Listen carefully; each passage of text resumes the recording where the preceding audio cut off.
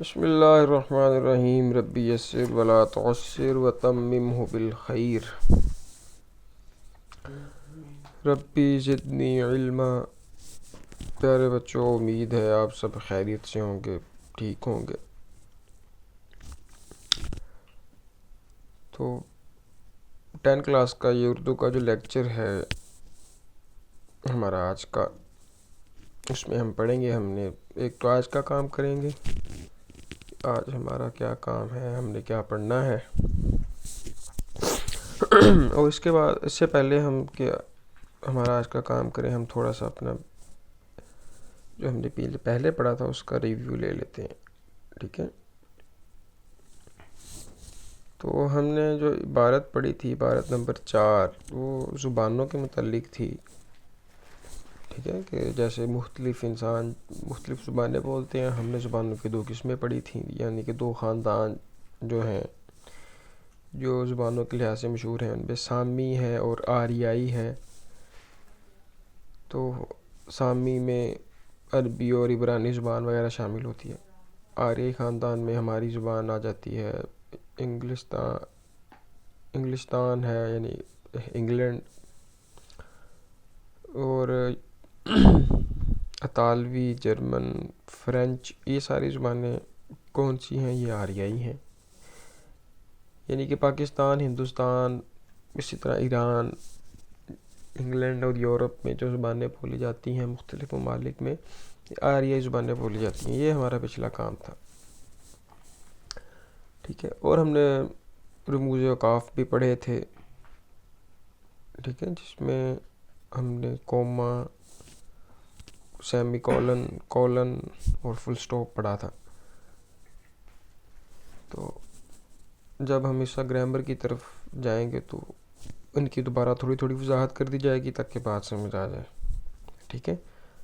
تو تفہیم عبارت میں نے آپ کو پہلے بھی بتایا تھا، یعنی کہ تفہیم کا مطلب کیا ہوتا ہے؟ تفہیم کہتے ہیں سمجھنا، فہم سے ہے، عربی زبان کا لفظ ہے، فہم سمجھ کو کہتے ہیں، ٹھیک ہے نا۔ بعض اوقات اگر کتابوں کے نام دیکھے ہوں، جیسے قرآنی قاعدے ہیں، نورانی قاعدے میں بھی اوپر لکھا ہوتا ہے آسان فہم کے لیے، ٹھیک ہے۔ تو آسان فہم مطلب سمجھنے میں آسانی ہونا، فہم سے ہی تفہیم بنا ہے، تفہیم عبارت، ٹھیک ہے نا، یعنی کہ عبارت کی سمجھ بوجھ۔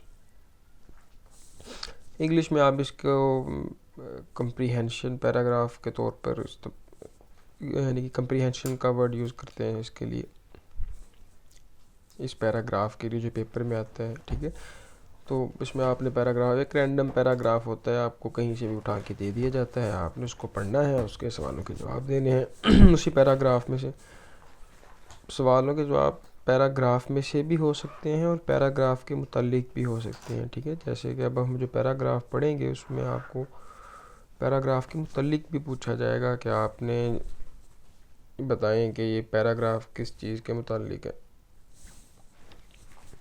تو اب ہم پڑھتے ہیں اپنے آج کے پیراگراف کی طرف۔ عبارت نمبر 5 ہے۔ سب سے پہلے ہم تھوڑی سی عبارت کو ریڈ آؤٹ کرتے ہیں، اس میں کیا کہا گیا ہے۔ تو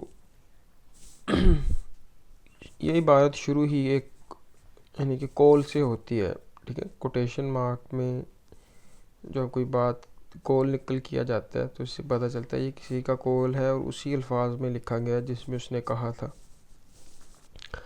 تو کیا لکھتے ہیں کہ ہم اثروں اور ہم چشموں کی رکابت پرانی چیز ہے اور ہمیشہ سے چلی آتی ہے۔ ہم اثروں کا مطلب بھی سمجھتے ہوں گے، ہم اثر یعنی کہ ہم عمر جو لوگ ہیں، ہم چشم آنکھ سے نکلے، مطلب اس سے مراد ہم اثر ہی ہیں، یعنی کہ جو ایک ہی زبانے کے لوگ ہوتے ہیں۔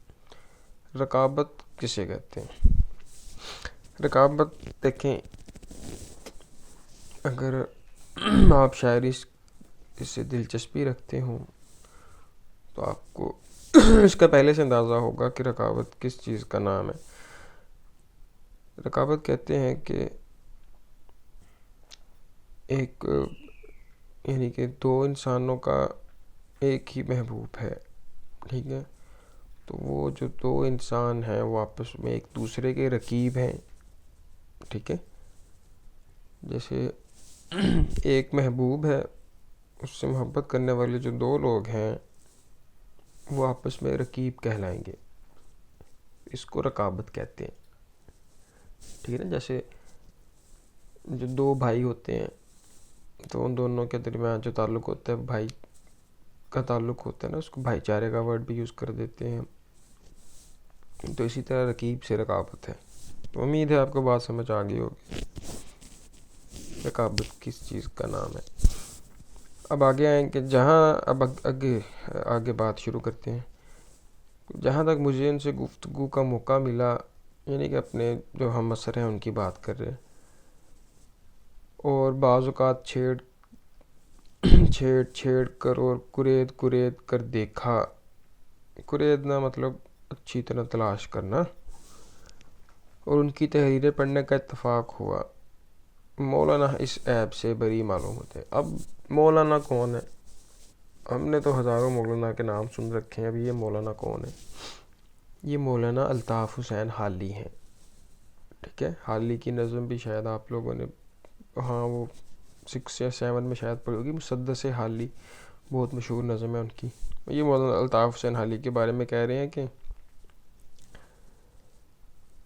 مجھے ان میں رقابت نظر نہیں آئی۔ رقابت ظاہر سی بات ہے، جب ایک چیز کو چاہنے والے دو لوگ ہیں تو ان دونوں میں آپس میں بغض پیدا ہو جاتا ہے کہ یہ مجھے ملنی چاہیے یا یہ مجھے ملنی چاہیے۔ تو یہ چیز مولانا الطاف حسین حالی رحمہ اللہ میں نہیں تھی، ٹھیک ہے۔ تو یہ لکھ کون رہا ہے؟ یہ محمد حسین صاحب لکھ رہے ہیں، محمد حسین آزاد۔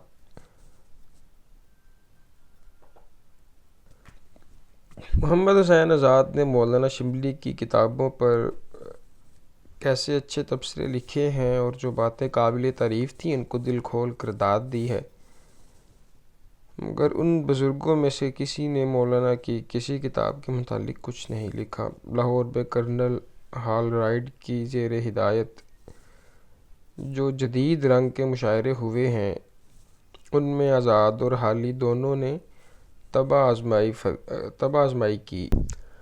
طبع آزمائی کس چیز کا نام ہے؟ طبع آزمائی کہتے ہیں کہ یوں کہہ لیں کہ اپنے فن کو ظاہر کرنا یا اپنے فن کے جوہر دکھانا، یہ طبع آزمائی کہلاتا ہے۔ تو یہ عموماً نظم اور نثر میں ہوتا ہے، یعنی کہ جو لوگ نظمیں بیان کرتے ہیں یا نثر لکھتے ہیں تو یہ مقابلہ ان میں، مقابلہ تو نہیں، مطلب اپنے فن یا اپنی مہارت کو دکھانا، ٹھیک ہے، اس کی شان و شوکت دکھانا کہ یہ دیکھیں میں نے کیا نظم لکھی ہے، اس کو کہتے ہیں طبع آزمائی۔ تو آگے اب نظموں کے نام آ رہے ہیں، ٹھیک ہے۔ برکھا رت، حب وطن، نشاط امید، اسی زمانے کی نظمیں ہیں۔ آزاد اپنے رنگ میں بے مثال نثار ہیں، آزاد یعنی آزاد مولانا حسین آزاد نثار، نثر لکھنے والا، مگر شعر کے کوچے میں ان کا قدم نہیں اٹھتا۔ شعر کے کوچہ مطلب شعر کے میدان میں، شعر و شاعری کے میدان میں تو کن کا قدم اٹھتا ہے؟ مولانا الطاف حسین حالی۔ تو لکھتے ہیں کہ لیکن مولانا کی انصاف پسندی ملاحظہ کیجئے کہ کیسے صاف لفظوں میں اس نئی تحریک کا صحرا آزاد کے سر باندھا ہے۔ تو دیکھیں مولانا الطاف حسین حالی بہت اچھے شاعر بھی ہیں، ایک اچھے عالم دین بھی تھے۔ تو انہوں نے اب آزاد اپنے بارے میں خود کہہ رہے ہیں کہ یعنی کہ وہ اچھے نثر نگار تو تھے، لیکن نظم کے کوچے میں یا شاعری کے کوچے میں ان کا قدم زیادہ نہیں اٹھتا۔ لیکن مولانا الطاف حسین حالی نے جو ہے یہ اس تحریک کا صحرا انہی کے سر باندھ دیا، یعنی کہ ایک کریڈٹ ان کو دے دیا۔ تو اب ہم آتے ہیں سوالوں کی طرف کہ اس میں کیا سوال پوچھے گئے ہیں۔ سب سے پہلے آپ نے عبارت کا عنوان تحریر کرنا ہے۔ عبارت کا کیا عنوان ہے؟ تو اس میں تھوڑی سی آپ کو ہو سکتا ہے مشکل آئے، کیونکہ یہ چیزیں غیر نصابی ہیں، تو یہ بعض اوقات ہم پڑھتے نہیں ہیں تو ہمیں اس چیز کا علم نہیں ہوتا.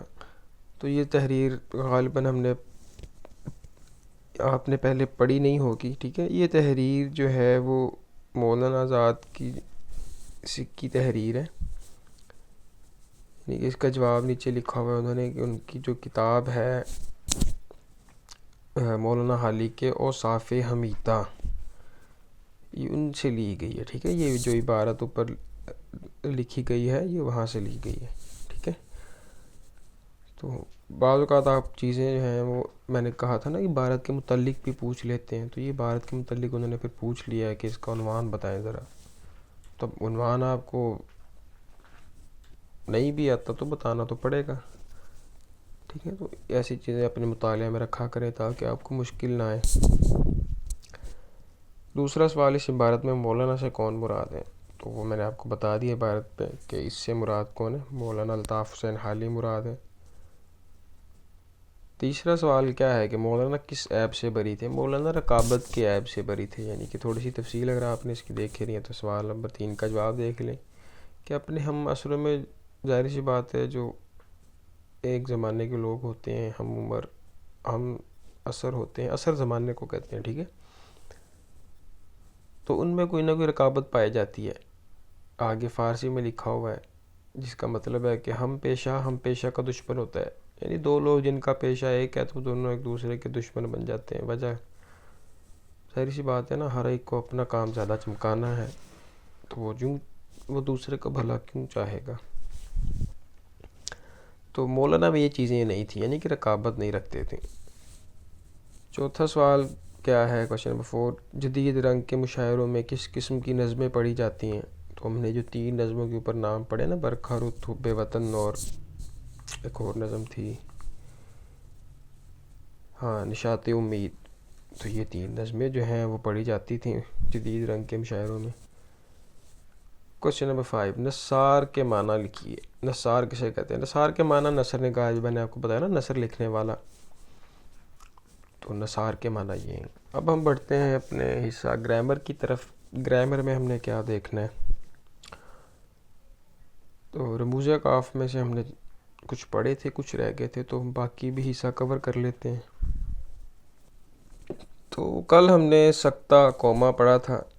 ٹھیک ہے، اس کے بعد وقفہ، سیمی کولن کہہ لیں آپ، پھر کولن پڑھا تھا اور فل سٹاپ پڑھا تھا. تو آپ کو میں نے تفصیل بھی بتا دی تھی کہ یہ کیا کیا ہیں، ان کا استعمال کیسے ہوتا ہے، کہاں ہوتا ہے، کیوں ہوتا ہے. مزید آپ اس کو پڑھیں گے تو بات مزید واضح ہو جائے گی. اب ہم نے پڑھنا ہے آج سوالیہ استفہامیہ. ٹھیک ہے، آپ نے اردو میں بھی یہ کئی مرتبہ پڑھا ہوگا کہ حروف استفہام کے بارے میں کون سے حروف ہیں وہ. ٹھیک ہے، بعض اوقات سوال یوں بھی کیا جاتا ہے کہ دیے گئے الفاظ میں سے حروف استفہام علیحدہ کریں. ایسے الفاظ جن سے سوال یا انداز ہمیں، یعنی کہ سوال کا پتہ چلتا ہے کہ یعنی کہ جس میں کوئی سوال پوچھا جاتا ہے کہ کہاں سے آ رہے ہو، کہاں جا رہے ہو. اسی طرح ہیں اور بھی بہت سے حرف ہیں کہ کب، مطلب کب آؤ گے، کون، ٹھیک ہے، کیوں، کیسے. یہ سارے حروف استفہام.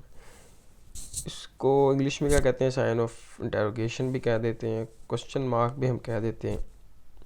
تو یہ علامت کب لگائی جاتی ہے؟ یہ سوالیہ جملے کے آخر میں لگائی جاتی ہے. جیسے کہ مثال دی ہوگی انہوں نے، کیا ہے، کیا مسئلہ ہے، یہ کس کی کتاب ہے، آج کون سی تاریخ ہے. ٹھیک ہے، ہم آج کیا تاریخ ہے اس طرح کر کے کہہ دیتے ہیں. تو یہ بھی سوال یہی ہے. نیکسٹ کیا ہے؟ ندائیہ یا فجائیہ. انگلش میں ہم اس کو کیا کہتے ہیں؟ Exclamation mark. ایکسکلیمیشن مارک زیادہ تر لگایا جاتا ہے جب آپ کوئی بات کر رہے ہو نا، تو ابھی بات آپ کی ختم نہیں ہوئی، بلکہ ابھی آپ نے کوئی خطاب کرنا ہے آگے، جہاں خطاب کرنا مقصود ہے، تو وہاں ہم علامت ندائیہ لگاتے ہیں. ٹھیک ہے، جیسے ہم کسی کو بلاتے ہیں، آواز دیتے ہیں، علی بات سنو. ٹھیک ہے، اسی طرح جب ہم خط لکھتے ہیں تو اس میں جب ہم اگر والد صاحب کے نام خط لکھ رہے ہیں تو ہم اس میں جیسے لکھتے ہیں پیارے ابا جان، اس کے آگے ہم ندائیہ کی علامت لگا دیتے ہیں. تو اس کا مطلب یہ ہوتا ہے کہ بھی بات تو بھی آگے آ رہی ہے، ٹھیک ہے.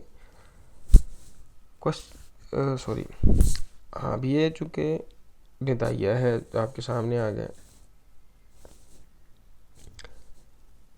تو اس کے بعد ہے واوین. واوین مطلب واوین واو سے ہے. واوین مطلب دو واو، ٹھیک ہے. واوین کا مطلب کیا ہے؟ دو واو، ڈبل واو کہہ لیں آپ آسانی. اس کو انورٹڈ کوماز بھی کہہ دیتے ہیں، ٹھیک ہے. تو اس کا استعمال کب کیا جاتا ہے؟ اس کا استعمال کسی کا کوئی قول ذکر کرتے ہیں نا، تو جس طرح اس نے بات کی ہے اسی کو اسی انداز اسی طرح بالکل لکھ دینا، حرف بہ حرف جسے کہہ لیں، ٹھیک ہے. یہاں مینو ون لکھا ہوا ہے، یہ عربی میں لکھا ہوا ہے، مطلب حرف بہ حرف جو اس نے بات کی ہے وہ اے ٹو زی آپ نے وہی اٹھا کے لکھ دی ہے، تو وہ بات ہم انورٹڈ کوما میں لکھتے ہیں، ٹھیک ہے. جیسے رسول اللہ نے فرمایا، اب جو کیا فرمایا وہ فرمایا ہم جو لکھیں گے نا فرمان، وہ انورٹڈ کوما میں لکھیں گے، اس کو واوین کہتے ہیں. کوٹیشن مارک بھی کہہ دیتے ہیں. کوٹیشن مارک مطلب کسی کی بات کوٹ کر رہے ہیں نا. تو نیچے اس کی مثالیں بھی دی گئی ہیں کہ باپ نے کہا، کیا کہا؟ بیٹا محنت کرو. قائد اعظم کا قول، علامہ اقبال کا قول، بڑے قول ہیں ہمیں جو لکھ دیتے ہیں، ٹھیک ہے. تو قول لکھنے کے لیے ہمیں ان دونوں کے درمیان میں لکھنا ہے، یعنی کہ پہلے ہم جو بات لکھیں گے وہ لکھ کے ہم اس کے اوپر انورٹڈ کوماس ڈال دیں گے. کوسین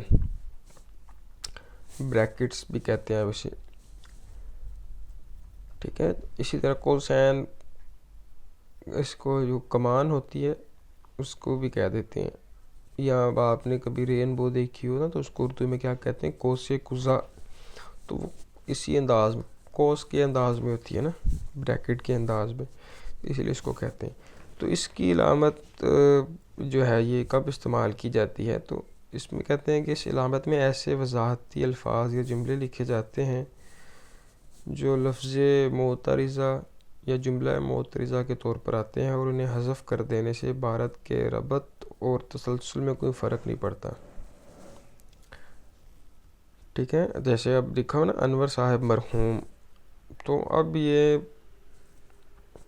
مرحوم اگر آپ نہ بھی لکھیں تو عبارت میں کوئی زیادہ فرق نہیں پڑے گا، زیادہ کی بلکہ بالکل فرق نہیں پڑے گا، ٹھیک ہے. تو یہ جو بریکٹ ہے اس کو آپ آسانی کے لیے یوں سمجھ لیں کہ اگر آپ انہیں حذف کر دیں تو اس میں کوئی فرق نہیں پڑتا، ٹھیک ہے. تو یہ ہم نے 8 علامتیں پڑھی ہیں آج جو رموز اوقاف میں آ جاتی ہیں، ٹھیک ہے. تو اچھی طرح آپ بھی ان کو پڑھیں، ان کو سمجھنے کی کوشش کریں. آپ اپنی جو لکھنے کا مرحلہ ہوتا ہے اس میں استعمال میں لائیں تاکہ آپ ان کا بہتر استعمال جان سکیں. چیزیں استعمال میں لانے سے ہی پتہ چلتا ہے کہ اس کو استعمال کیسے کرنا ہے، کیوں کرنا ہے، ٹھیک ہے. تو یہی ہمارا آج کا سبق تھا. باقی اپنا خیال رکھیں. چھٹیوں میں سموگ ہے، سموگ سے بچیں، اسی لیے چھٹیاں کی گئی ہیں کہ آپ بیمار نہ ہو جائیں. تو اگر آپ چھٹیوں میں بھی بیمار ہو جائیں تو چھٹیوں کا مقصد فوت ہو جائے گا، تو اس کا مقصد فوت نہیں ہونے دینا آپ نے. تو چلیں ٹھیک ہے پھر، اللہ حافظ.